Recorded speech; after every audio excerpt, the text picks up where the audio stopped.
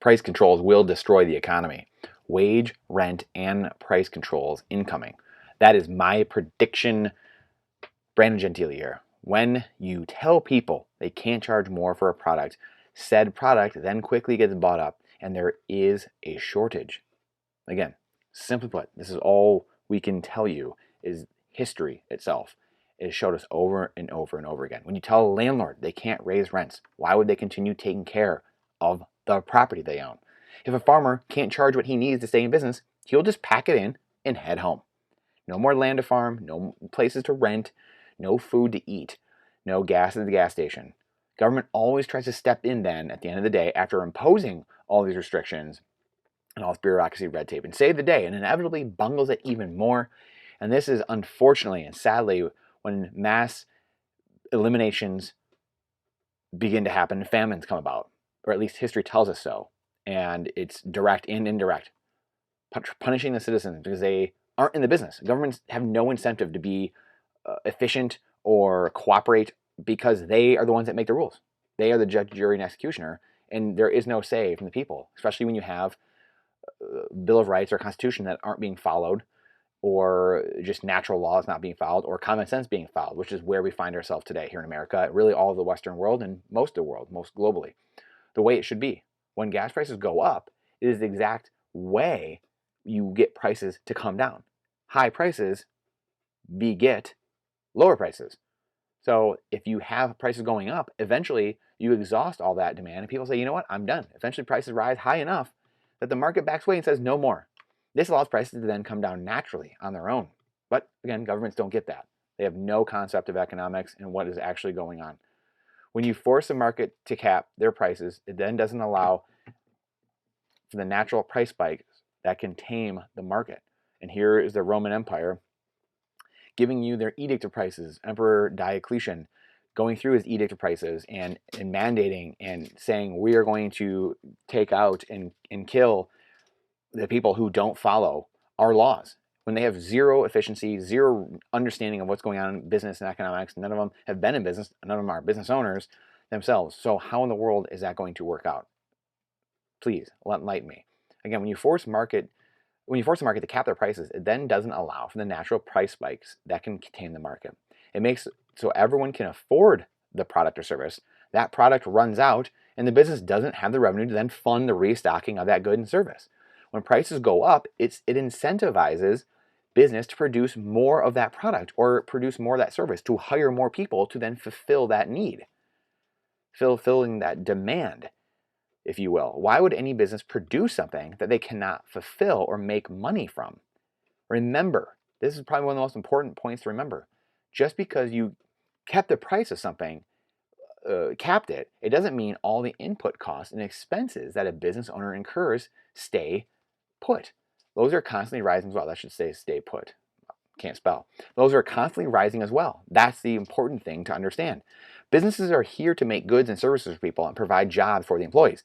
If they cannot service the clients and make no revenue, then the employees cannot get paid. And then they lose their jobs. Plus the consumer loses out because the service is unavailable to be provided, or the shelves are bare, or both. A lower standard of living for all. And here's pictures from the 70s. Gas lines, the pumps not pumping, Nixon, the shortages, price controls, shortages because of the price controls and wage controls. And I believe rent controls are coming as well. We've already seen it in state after state now is passing those things, especially over the last few years.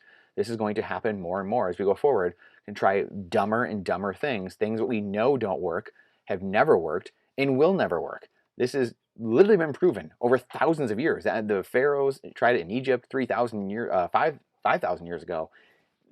3,000 years ago, the Romans, 2 to 3,000 years ago, the Romans tried it, and you can just go on and on and on. The British have tried it. The Americans have tried it. We've seen it throughout history. It never works. This is the result.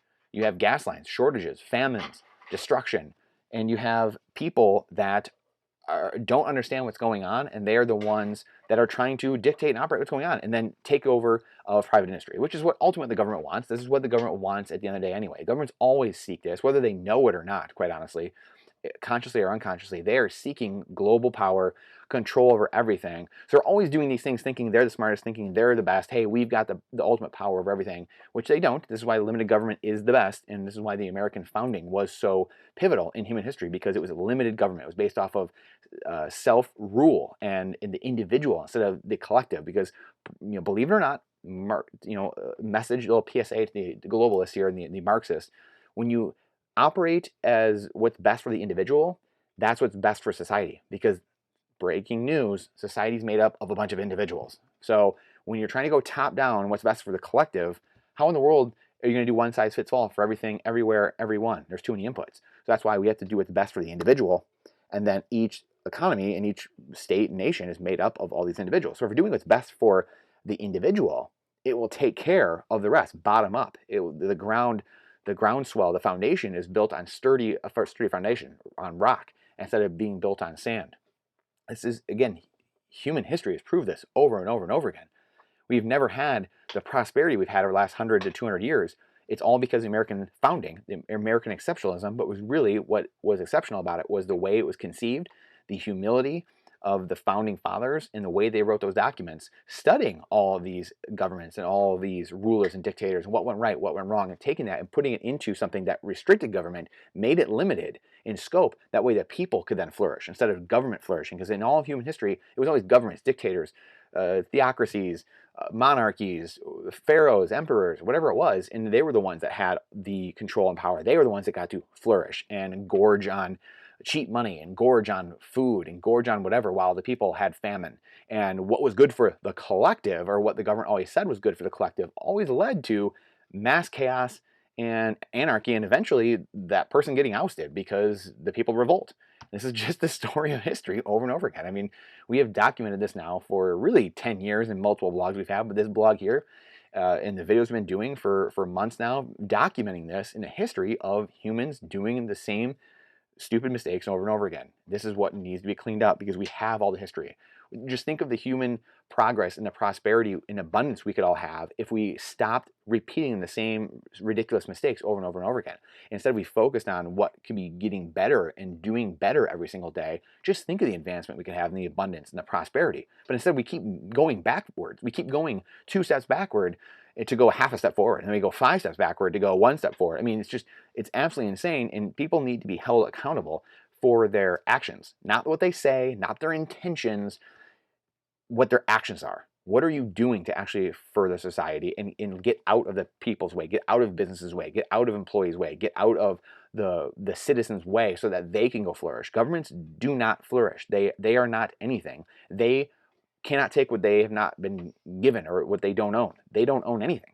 The people own the value creation. The businesses, the employees, they're the ones creating the value. The government just sucks off of that and taxes people and claims that that's what's needed to, oh, we got to have a huge army. Well, what would you do? How would you have roads if you didn't have us? We'd figure it out.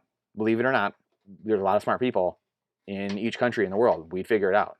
And you have to have that faith and the belief in each other and figuring those things out. And again, that's a very general topic and something we're not going to dive into here today, but it's the thinking, it's the thought that people trust their governments too much. That is why the American founding was so spectacular. Again, because it was the Bill of Rights and the Constitution, the Declaration of Independence, saying government has to be restrained. We have seen this now over and over and over again. We're not going to be fooled again for the millionth time.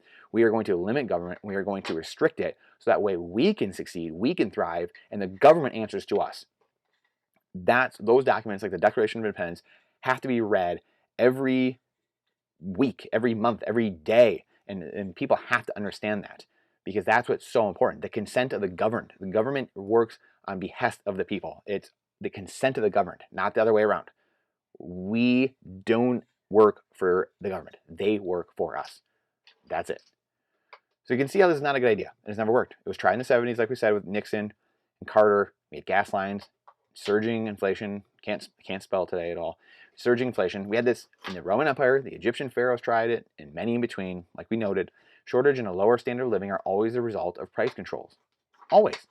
Worst case is it results in government's outright elimination of its citizens directly or indirectly by famine. Always. We just had this tens of millions of people. Famine. Gone. Eliminated by the Chinese, by the Russians, by their governments, trying to, oh, we're smarter than the farmers. We don't know what we're doing, but we are smarter than the farmers. Watch this agricultural program. Watch this ESG program. Watch this climate change program. We're going to show you the Dutch farmers going on right now. We're going to take over. You got to be half of your nitrogen production can't be used anymore by next year. Are you kidding me? That's insanity. And they're doing it to take power and control because it's not an intelligent thing to do. I shouldn't say all of them know that because a lot of them don't even know that. They just so brainwashed, a lot of the leaders in the academia and the people in charge, that they think they're doing something correct when they're completely wrong. They're 2 + 2 = 7, they think. So that's where good, decent, honest people need to stand up and say, no, no, no, you work for us. No matter what government in the world it is, you work for us, and you're going to take a seat back over here. It's time for adults to be back in charge. We're not destroying. Europe is going through this now. We're going to do some articles on this about what is going on and some videos on the destruction of Europe because of just unbelievably bad choices for years that were so common sense, whether it's the Agenda 21, the ESG narratives, the climate narratives that they're just following, just thinking that reality doesn't exist, taking natural gas from Russia and just not, shutting down all their alternate sources of fuel, things like that. Just absolute insanity. Any right-headed person would understand that unless there was a plan, unless this was being done purposely. And people have such a hard time thinking that that is done purposely when history shows us for thousands of years that this is done purposely all the time. Like, governments are always doing stuff like this. It's a way to gain power and control over their people. If you have control of the food, have control of the money, you control the people. That's what people who seek government positions want ultimately. They want power. That's what happens. Again, the founding fathers knew that. That's why those documents, the American founding, was so incredible because they understood those things, human psychology and philosophy. They understood the way humans ticked. And that's the problem with Marxism, is that it doesn't take into account human emotion, humanity in general, and how humans operate. That is the problem with Marxism. And when you have a capitalist system, it doesn't matter. Capitalism, it incentivizes greed in a way, and people get to profit off of greed, and the standard of living actually increases through the greed. Actually, it monetizes greed instead of taking one person and saying you're going to dictate all society. So anyway, again, this is more. We're going to get into this more and more going on. But again, this is an awesome article. It's only a 3 or 4 minute read here from 2001, believe it or not, which literally seems like it's ripped from the headlines of today. The way the article is written, again, it's a short article, but it goes through a bunch of examples in a little bit more detail. So please go read that from the Heritage Foundation, and it's an awesome, 21 years ago, literally writing about the same exact things that we're going through today, just showing you that people do not learn. The stupidity of the American voter is a real thing. And Jonathan Gruber, which we've talked about many times, Obamacare's architect, so Obama's czar of something, he literally is on tape. We've showed this many times, saying that, hey, the stupidity of the American voter, we knew we couldn't just say we were going to do this to you. We had to lie about it, and we had to be really have a lot of lack of transparency, because that's a great political tool, and that's how we get it passed, because we knew people really were too dumb to kind of figure it out, and they wouldn't do their homework. These are your leaders. You elected that president, and you put those people in power, and then they're talking to you like that. Hey, whatever, not for me, but I guess everyone does themselves, right? You do you. But it just shows you this article. Things don't change. Just don't change. We just keep stumbling, keep stubbing our toe, and just keep walking right back into the rake. Keep slapping us in the face. Could have so much abundance and prosperity. It's remarkable right now. The free market has a way of bringing the market to equilibrium through price discovery. We have proved this for thousands of years. Yet because so few know history, and it's purposely not taught in school, and we have just ridiculous information that we're taught all the time instead of actual useful things, people aren't there to stand up to the insanity, quite simply. We don't know up from down. Free market capitalism has been proven to be the only system to bring the most people out of poverty and raise the standard of living for humanity. Look at the last 200 years. Just an exponential bell curve going parabolic, or not a bell curve, but a parabolic curve, exponential growth in standard of living. And what is the truest measure of it is the length, the timeline, the lifespan of human being, and has just gone through the roof in the last couple hundred years because of capitalism, because of decentralization and governments and dictators and monarchies getting out of the way. And we have now the people flourishing, and that will continue to progress. We'll have longer and longer lifespans, which we actually had a 1 year detraction in lifespan here in America for the first time in 20 years. I think we mentioned that yesterday, because of all the insane, ridiculous things we've been doing the last 2 years. Again, inflation, An inflationary currency, a fiat currency, government, globalist, Marxist, that is the way to a lower standard of living and less time on Earth. Quite simply, it's now been proven again. I mean, I don't know how many times we have to prove these things and show these things, and you feel like I'm taking crazy pills, like I'm Mugatu from Zoolander. It's unbelievable. It's been shown not to work when we keep screwing with things, and we have this greatest gift we've been given 250 years ago, and now this new gift we've been given, this new discovery of Bitcoin. This is the way. This is the deflationary money where people can gain wealth over time and their lifespans increase, and they actually have this standard of living that is rising all the time, and they can invest for the future and think about the future instead of thinking about just tomorrow and how am I going to put bread on the table. This is the issue, again, because of central banking. Like I just said, it's Bitcoin handles that. It fixes that. The deflationary money will come in and destroy the fiat currency inflationary money. We are still making the mistakes of the past and keeping the planet from the true progress it deserves. Again, this is central bankers. The brainchild of central bankers is inflation and stealing your wealth and sending us to war. That's it. All around the world. This is what central bankers do. They send you to war. It improves the morale. People think the president's great, the leader's great then, and it galvanizes everybody, and it provides inflation so the way they can steal the people's wealth. That's it. That's all. Again, history has shown that thousands of years. Until we separate money from state, and at very least have a real money that we use, not a fiat currency, like we said, we'll continue to struggle, guaranteed. We'll lose freedoms and we'll live life with a lower standard of living, guaranteed. This is why I've hitched myself to the Bitcoin wagon. It's the only finite asset besides our time that gives us a true measurement and controlled experiments. Price signals, price discovery will come back into the market and will wash over the world, creating a higher standard of living. Exactly opposite of the inflationary fiat currency used by the global central bankers controlling the world that we live in now. Stay strong. Appreciate you listening to this. Please, if you like and subscribe if you like this. If you don't, please share it to someone that you don't like, and maybe they'll dislike it and let us know what we can do better. And please watch our last videos. We just did our portfolio update for September and where that's gone, the changes in our portfolio yesterday. So please go check out that video. And then again, how I plan to obtain $100 million and then turn it into sound money going forward. And the strategy I use. The last two videos are all about that, the plan to obtain it, and what I would do if I was given $100 million. What would I do right this second? Where would I put it? The exact investments I would do right now to make sure it lasts 10 generations. And to defeat evil, to defeat centralization and these bankers and the people that are looking to destroy your wealth, your freedoms, and your life, quite honestly. They're squeezing the poor and the middle class. This is a war on the poor and middle class. They're shutting down your business, they're shutting down your employer, and they're letting Home Depot stay open. They're making it, hiring thousands of IRS agents to make your life a living hell. This is real. And again, until we stand up and do something about it and show the government, you work for us, not the other way around, we will have a very difficult road ahead.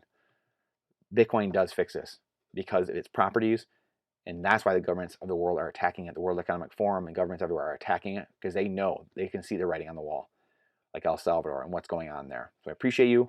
Look forward to serving you more. Thank you for your time. It's the most important asset we have. I look forward to seeing you on the next one.